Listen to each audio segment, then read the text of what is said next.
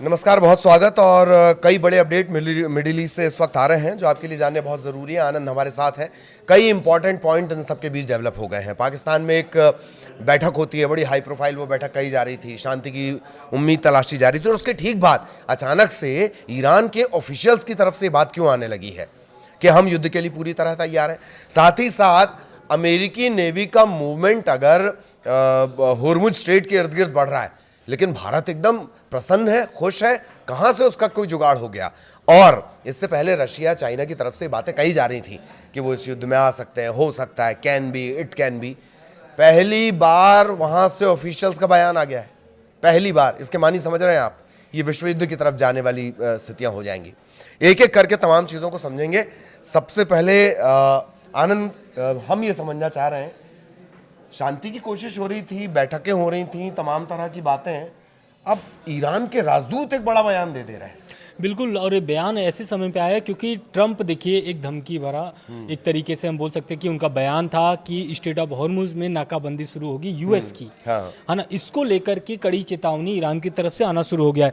आपको भी पता है कि पाकिस्तान में जो बैठक हुई थी वो इस्लामाबाद वाली बैठक असफल रही, और जो प्रयास दिखाया जा रहा था पाकिस्तान की तरफ से कि ये बैठक हम सफल करेंगे और एक तरीके से झंडा गाड़ेंगे पाकिस्तान का कि हमने कराया, लेकिन पाकिस्तान पूरी तरीके से विफल हुई, और इसमें एक तरीके से पाकिस्तान को भी नुकसान सहना पड़ा, क्योंकि सफल हो जाता तो वो चीज़ें कुछ और होती, बिल्कुल बड़ी बात होती। लेकिन अब जो है कि 42 दिन का युद्ध, आपको भी पता है कि 42 दिन तक बमबारी हुई, युद्ध चले, सीज फायर हुआ, लेकिन जो ईरान की शर्तें हैं, 10 पॉइंट की शर्तें हैं, उसको मानना है यूएस को।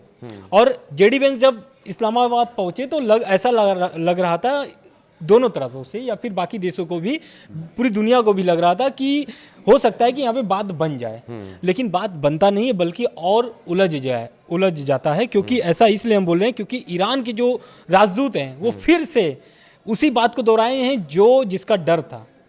वो उनका ये कहना है कि अगर ट्रंप अपने बयानों से बाज नहीं आते हैं तो ईरान फिर से युद्ध करने के लिए तैयार है। और उनके जो राजदूत हैं इराज फरताली, उनका बयान आया है इराज फरताली का। उन्होंने साफ तौर से बोल दिया है कि अगर ट्रंप अपने शब्दों में नर्मता नहीं लाते हैं, थोड़ा नरम नहीं लाते हैं बयानों में, तो उनके लिए नुकसान है। क्यों नुकसान है? क्योंकि आपको भी पता है 42 दिन के युद्ध में कभी भी ईरान पीछे नहीं हटा, लगातार हमले किया, और यही कारण था कि ट्रंप जो है कि सीज फायर को लेकर के इतने उतावले हो गए थे कि यूएस, रसिया, चीन, या फिर हम बोले यूरोपीय कंट्री जो हों, या फिर हम कह लें नाटो देशों हों, सबसे वो संपर्क साधने की प्रयास किए कि कैसे भी करके युद्ध खत्म कर दिया जाए। युद्ध रुक गया है, लेकिन फिर से वही मामला शर्तों वाली, उसी पर मामला अटका हुआ है। रह गई बात, आप जो बात बता रहे हैं कि भारत बड़ी खुश है स्टेट ऑफ हॉर्मुज को लेकर के, जबकि एक तरफ ट्रंप बोल रहे हैं कि नाकाबंदी करेंगे, एक तरफ ईरान बोल रहा है कि स्टेट ऑफ हॉर्मुज में आग भी उठा करके आप देखेंगे तो आपको भारी नुकसान होगा। तो जो ईरान की राजदूत है मोहम्मद फतहली, उनका बयान आया हुआ है, और उन्होंने साफ तौर से बोल दिया है कि भारतीय जहाज़ों की सुरक्षा आवाजाही हमारी गारंटी है, मतलब ईरान की गारंटी है, और कोई भी टोल वसूली नहीं जाएगी। जो भारत की जहाज है वहां से अब कोई भी, भारत के जहाज़ों से कोई भी टोल वसूला नहीं जाएगा। और ये एक तरीके से उस समय में बयान आ रहा है जिस समय में ट्रंप नाकेबंदी को लेकर के एक समय भी निर्धारित कर दिए थे कि वो शाम 7:30 बजे नाकेबंदी शुरू कर देंगे स्टेट ऑफ हॉर्मुज में। बिल्कुल, तो ये जो इम्पोर्टेंट बात है इसे आप जान लीजिए। और एक बात और कि मोहम्मद फताली साहब जिस बात का जिक्र कर रहे हैं, दरअसल ईरान और भारत के जो ताल्लुकात हैं उन्हें कुछ सालों, कुछ दशकों में नहीं देखा जा सकता। साझा इतिहास अगर आप दोनों देशों का देखेंगे दोस्ती का, वो करीब करीब हज़ारों साल का दोनों की हिस्ट्री आपको मिल जाएगी, लिखित इतिहास की हम बात करें। एक बात, दूसरी बात कि शुरुआत से लेकर अब तक आपने देखा होगा भारत के लिए बहुत ज़्यादा दिक्कतें नहीं आई। भारत लगा झंडा, जो शिप है वो बहुत आसानी से मूव की है। इसके अलावा भारत से भी बहुत कुछ है। एक तो ईरान जो है वो करीब करीब 60 दिन का हमें पीरियड देता है, उसमें हम पैसा वगैरह कुछ नहीं देते हैं। साथ ही साथ भारत से जो सामान जाता है उसका भी, उसके पेमेंट के लिए भी ईरान जो है वो कोई कोताही नहीं बरतता है। तो बड़े अच्छे संबंध हैं, शुरुआत से ही था। तो हम कोई टोल नहीं लेंगे, और अमेरिका की नाकाबंदी को लेकर साफ साफ चेतावनी दे दी। मार्के की बात उन्होंने क्या कही है फताली साहब ने कि 42 दिनों से कुछ सीखे नहीं आप, ये एक सबसे बड़ी बात थी। लेकिन आनंद, रूस और चीन का जिक्र बहुत पहले से आ रहा है, कभी टेक्नोलॉजी के रूप में, कभी इंफॉर्मेशन के रूप में, टेक्नोलॉजी वॉरफेयर के रूप में। पहली बार ये हो रहा है कि किसी चीन की तरफ से एक ऑफिशियल बयान आया है, वो थोड़ा सा बताइए। बिल्कुल, दरअसल क्या हुआ है कि देखिए पहले आपको ये समझना पड़ेगा कि चीन का अब बयान क्यों आ रहा है। दरअसल ईरान से 90% तेल जो है निर्यात करता है चीन, और अगर स्ट्रेट ऑफ हॉर्मुज में अगर अमेरिका नाकाबंदी करता है तो इसमें सबसे भारी नुकसान अगर किसी देश का होगा तो वो है चीन। और यही कारण है कि उनके जो अब बयान आ रहे हैं वो एक तरीके से बहुत निंदा है उस बयान में, और एक तरीके से ट्रंप को चेतावनी भी है, जिसका डर था कि ईरान युद्ध में कहीं यूएस और चीन आमने सामने न हो जाएं। लेकिन वो डर अब धीरे धीरे सच में बदल रहा है। इसलिए बदल रहा है क्योंकि ट्रंप का जो बयान था कि हम स्ट्रेट ऑफ हॉर्मुज को अब नाकेबंदी करेंगे, यूएस के कब्जे में आ जाएगा, उनके साफ तौर से ये कहना था। तो उस पर जो चीन के रक्षा मंत्री हैं उनका साफ तौर से कहना है कि अपनी एनर्जी लाइफलाइन को कटते हुए चुपचाप नहीं देख सकते हैं हम, और अंतर्राष्ट्रीय जल क्षेत्र के इस सैन्यकरण को पुरजोर विरोध करेंगे। मतलब जो उन्होंने धमकी दिया है ट्रंप ने, उसका वो पुरजोर विरोध कर रहे हैं, क्योंकि उनकी 90% तेल वहीं से निर्यात होती है, और अगर वो बंद हो जाता है तो इसमें चीन को भारी नुकसान सहना पड़ेगा। यही कारण है कि चीन अब सामने से सीधे से बयान दे करके हमला कर रहा है ट्रंप पर। अब देखना दिलचस्प ये होगा कि जो ट्रंप लगातार दावा कर रहे हैं या फिर धमकी दे रहे हैं, ये धमकी कितना सच हो सकता है, क्योंकि देखिए आप भी देखे हैं कि जितना ट्रंप बोले हैं लगभग उसका 20% तो किए हैं। और आपको भी पता है कि अमेरिकी कितना सेना जो है कि ताकतवर है, ईरान ताकतवर है, लगभग 4 दशक से लड़ भी रहा है यूएस से, लेकिन उसमें भी आप समझिए कि इतने प्रतिबंध के बाद भी ईरान लगातार अटैक कर रहा है। अभी भी 42 दिन के हमले के बाद भी, भारी नुकसान सहने के बाद भी ईरान जो है कि फिर से कह रहा है कि हम युद्ध लड़ने के लिए तैयार हैं, आप फिर से युद्ध के लिए आ जाइए। क्यों आ जाइए? क्योंकि आपको भी पता है कि 6 महीने की उनकी तैयारी है इस युद्ध को। इस युद्ध को लेकर के उन्होंने 6 महीने की तैयारी करके रखी कि हम 6 महीने लगातार युद्ध कर सकते हैं। तो अब इसमें चीन की दखलंदाजी देखने को मिल रहा है, और कुछ खबरें ये भी आ रही हैं कि सीज फायर को लेकर के पाकिस्तान में तो असफल हो चुका है। अब जो है कि पुतिन फिर से प्रस्ताव रख रहे हैं कि आप हमारे इस प्रस्ताव को स्वीकार करिए और हम इस मध्यस्थता करके दोनों देशों का सीज फायर कराएंगे, यानी युद्ध खत्म कराएंगे। लेकिन मसला युद्ध खत्म करने का नहीं है, मसला ये है कि दोनों देशों का जो शर्त है कौन झुकेगा। सबसे महत्वपूर्ण बात यह है, क्योंकि वही शर्त जो है 10 पॉइंट की जो शर्तें थी, वही कारण था कि पाकिस्तान में सारी बैठकें असफल रही। बिल्कुल सारी बैठकें असफल रही। और बात दरअसल ये है कि अब ईरान के पास, ईरान की स्थितियां वो हैं कि आर या पार जैसी स्थिति में वो आ चुका है।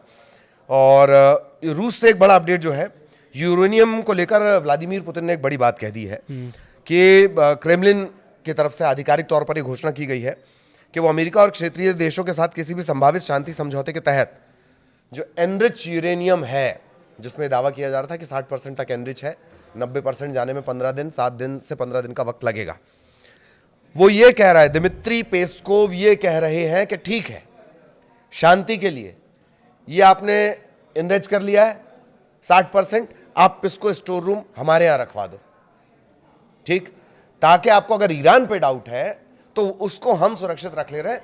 लेकिन विश्व की शांति के लिए ये इस तरह का इनिशिएटिव लेने को तैयार है। कौन? रशिया।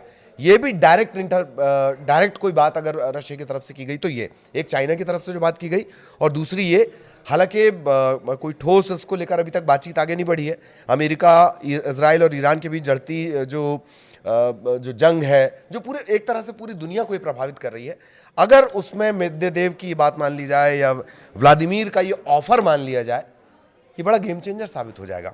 लेकिन ट्रंप, अब जरा इस पर चर्चा कर ली जाए। 2 बातें और बच गई हैं कि इजराइल और लेबनान को लेकर भी कोई बातचीत होने वाली, क्योंकि इस बार का जो ये पूरी बातचीत, ये जो पूरा युद्ध विराम है, ये गड़बड़ाया है तो लेबनान की वजह से। इजराइल ताबड़तोड़ हमले कर रहा है। ऐसी तस्वीरें वहाँ से आ रही हैं, जैसे ईरान से आपने देखा था बच्चों की जान चली गई थी, स्कूली बच्चों की, इसी तरह की तस्वीरें लेबनान से भी आ रही हैं। ये रोड़ा इसी में फंसा हुआ है। तो एक अपडेट लेबनान और इजराइल को लेकर भी है, आनंद, वो बताएं जरा। बिल्कुल, देखिए जिस तरीके से ईरान पर हमला शुरू हुआ, पहले हिजबुल्ला से, यानी कि लेबनान यानी हिजबुल्ला से कोई हमला नहीं था, लेकिन जब लगातार हमला शुरू हुआ और युद्ध खींचता चला गया तो उसमें हिजबुल्ला को कूदना पड़ा। और हिजबुल्ला आपको भी पता है कि किस तरीके से ईरान का समर्थन करता है, या फिर प्रॉक्सियों का जो ईरान समर्थन करता है, तो अपने कठिन समय में उसका सहयोग चाहता है, और वो सहयोग हिजबुल्लाह से मिला है, और हिजबुल्लाह लगातार हमला कर रहा है। लेकिन जब ये सीज फायर हुआ था ईरान, अमेरिका, इजराइल की, तो उस दरमियान भी ईरान ने एक चेतावनी जारी किया था कि अगर लेबनान पर हमला बंद नहीं हुआ, और अगर लेबनान पे हमला होता है तो वो हमला ईरान पर मानी जाएगी, यानी ईरान पर हमला हो रहा है। ईरान का साफ तरीके से चेतावनी थी, लेकिन इजराइल लगातार सीज फायर के बाद भी हमला कर रहा था, और उनका ये कहना था कि ये जो सीज फायर है इससे कोई भी इससे जुड़ा हुआ चीज़ नहीं है, हाँ। और वो लगातार लेबनान पर हमला करते जा रहा था। लेकिन अब बात बैठक की आ गई है, यानी उनके भी सीज फायर की बात हो रही है, जो कि कल बैठक होने वाली है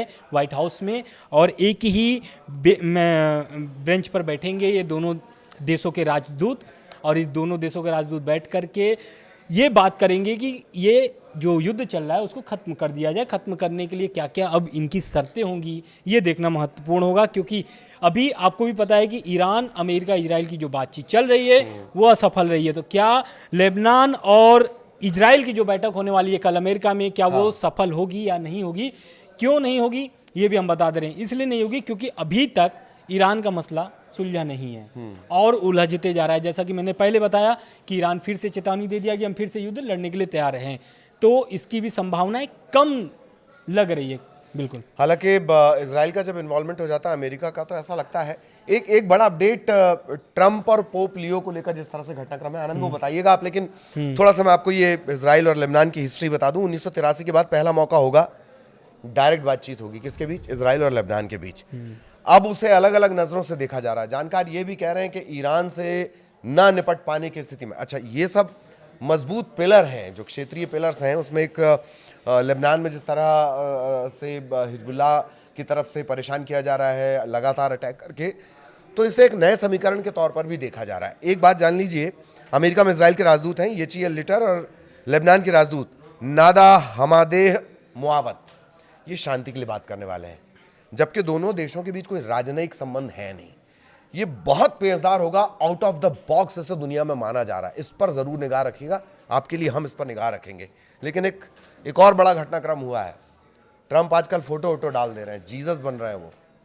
आनंद। बिल्कुल, देखिए ट्रंप की जो पोप वाली जो टिप्पणी थी उस पर ईरान की प्रतिक्रिया आई है, और एक तरीके से ईरान भड़क गया है उस पोस्ट से, क्योंकि उस पोस्ट में उन्होंने ये बताया कि मैं ही जीसस हूँ, मैं ही भगवान हूँ। उसको लेकर के मसूद पेजेश्कियान जो है ईरान के राष्ट्रपति, उन्होंने एक्स पर पोस्ट किया है, और उन्होंने साफ तौर से लिखा है कि शांति और भाईचारे के प्रतीक पैगंबर ईसा यानी कि जीसस की पवित्रता का अपमान किसी भी स्वतंत्र व्यक्ति के लिए स्वीकार नहीं है। और उन्होंने साफ तौर से इसका एक तरीके से अपमान बताया है, क्योंकि ट्रंप जिस तरीके से व्यवहार रख रहे हैं, क्योंकि अब बात आ गई है जीसस पर, तो जाहिर सी बात है कि भगवान, आप भी बोलते हैं, हम भी बोलते हैं कि भगवान एक हैं।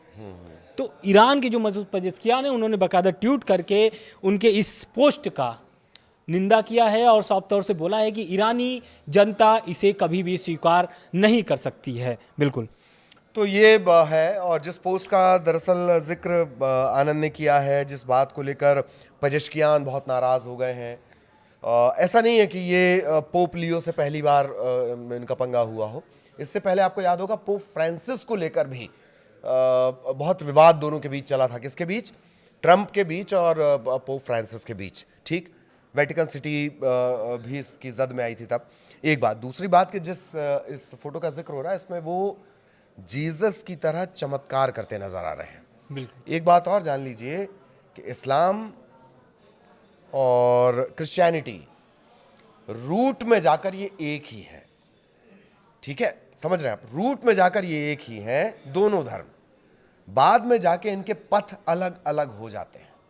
और पेजेश्कियान का ये जो, इसे मैं दांव कहना चाहूंगा, पेजेश्कियान बहुत सोच समझ कर ट्वीट करते हैं, इस बात को समझिए आप। बहुत सोच समझ कर आनंद उन्होंने ट्वीट किया है, इसे धर्म से जोड़ते हुए, इसे मुस्लिमों से जोड़ते हुए, इसे पूरी क्रिश्चियनिटी से जोड़ते हुए।